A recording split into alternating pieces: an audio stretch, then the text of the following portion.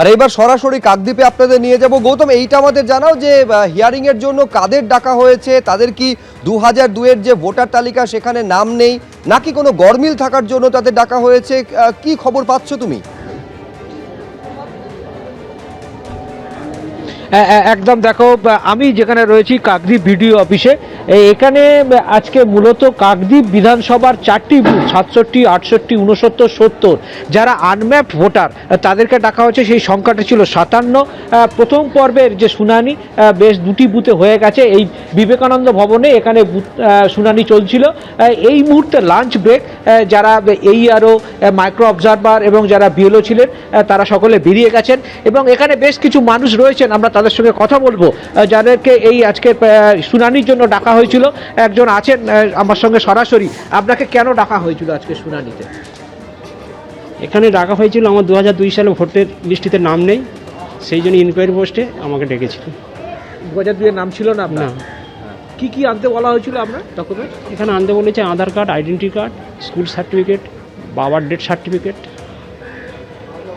আপনার একা না আরও পরিবারে অন্য কাউকে? না, আমার ডেকেছিল আর আমি এসেছি, এছাড়া আমার পরিবার এখন কেউ নেই। আপনার শুনানি কি হয়ে গেছে? হ্যাঁ। তা কি স্যাটিসফাইড যারা ছিলেন তারা কি বললেন? তারা বলছে হয়ে গেছে, তারা বললেন রিসিভ কপি দিয়েছে।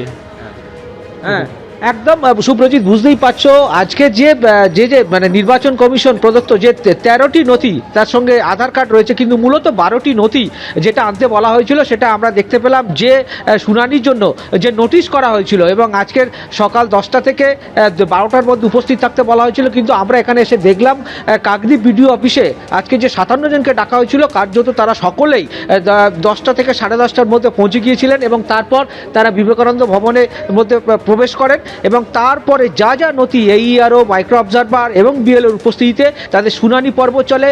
ইতিমধ্যে 2টি বুথের শুনানি শেষ হয়েছে এবং আমরা দেখলাম শুনানি চলাকালীন অনেকেই হন্তদন্ত হয়ে বেরিয়ে আসছেন। তারা জানাচ্ছেন যে তাদের যে যে নথি আনতে বলা হয়েছিল তার অনেকেই প্রত্যয়িত নকল নিয়ে এনেছেন, কিন্তু একদম অরিজিনাল কপি সেইগুলো নিয়ে আসেননি। অনেককে দেখলাম আমরা যারা জমির দলিল নিয়ে এসছেন, অনেকেই মাধ্যমিক পাশের সার্টিফিকেট নিয়ে এসছেন।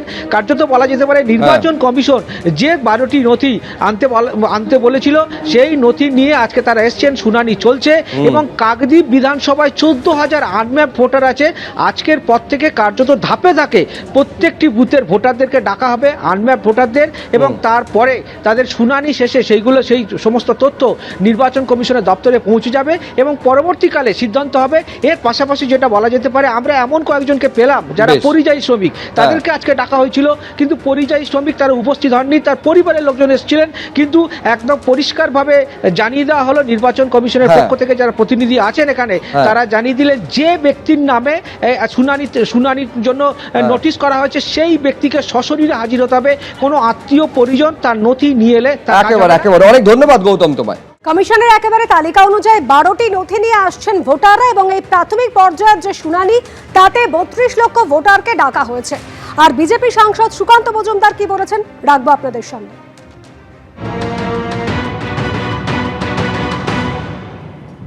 এই ধরনের স্পেকুলেশনে বিশ্বাস করি না, যেটা নির্বাচন কমিশনের কাজ, নির্বাচন কমিশন যা বাদ দেওয়ার দেবে। আমাদের কাজ হচ্ছে নির্বাচন কমিশনকে SIR এ সহায়তা করা, ভোটে লড়াই করা। আমরা ভোটে লড়াই করব, একটা নাম বাদ না গেলেও বিজেপি জিতবে। রাজ্য জুড়ে এই SIR এর শুনানি পর্ব চলছে। এই শুনানি পর্বে ডাক পেয়েছেন তৃণমূল সাংসদ কাকলি ঘোষ দস্তিদারের পরিবার, যার মধ্যে তার প্রবীণ মা রয়েছেন, এছাড়াও তার 2 সন্তান রয়েছেন যারা প্রতিষ্ঠিত চিকিৎসক, তার বোন রয়েছেন। এই গোটা ঘটনার পেছনে, এই শুনানি পর্বে তাদের ডাকার পেছনে একেবারে বিজেপির রাজনৈতিক উদ্দেশ্য রয়েছে বলে তৃণমূল সাংসদ অভিযোগ করেছেন। আমি আরো বিস্তারিত এই নিয়ে জানবো, সরাসরি রুমা পাল আমাদের সঙ্গে রয়েছেন। রুমা, এই যে কাকলি ঘোষ দস্তিদারের পরিবারকে হিয়ারিং এ ডেকে পাঠানো হয়েছে, তৃণমূল সাংসদ তিনি এর পেছনে পুরোপুরি রাজনীতি দেখছেন, কমিশন কি বলছে? দেখো, জানিয়ে রাখি যে তৃণমূল সাংসদ কাকলি ঘোষ দস্তিদারের যে প্রবীণ মা, তাকে যে ডাকা হয়েছে, সেক্ষেত্রে কমিশনের বক্তব্য হচ্ছে ফর্ম অসম্পূর্ণ ছিল এবং সেখানে 2002-এর সাথে কোনো লিঙ্ক করা ছিল না। অর্থাৎ যে ফর্মে যখন BLO পেয়েছে সেখানে কিন্তু নো লিঙ্কেজ লেখা ছিল, অর্থাৎ শুধুমাত্র নাম লেখা ছিল, 2002-এর সাথে তার কোনো সম্পর্ক বা 2002-তে তার নাম ছিল কি না সেই জায়গাটায় লেফট সাইডটা পুরোটাই কিন্তু একেবারে ব্ল্যাঙ্ক ছিল। ওই ফর্মে কিন্তু পুরোটাই ব্ল্যাঙ্ক, একমাত্র রাইট সাইডে যেখানে শুধু নাম ছিল এবং লেফট সাইডে কিন্তু পুরো ব্ল্যাঙ্ক ছিল, অর্থাৎ 2002-এর সাথে কোনো লিঙ্ক ছিল না। সেই কারণেই কিন্তু ডাকা হয়েছে এবং অন্যান্য সদস্যদের কেন ডাকা হয়েছে সেই তথ্য অবশ্যই কমিশন জানাবে।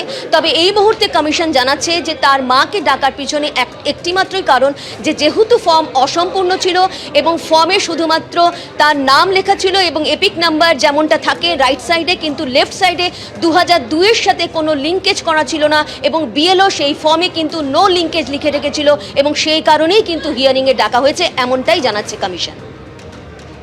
বেশ, রুমা তুমি আমাদের সঙ্গে থাকো। এবিপি আনন্দ, এগিয়ে থাকে, এগিয়ে রাখে।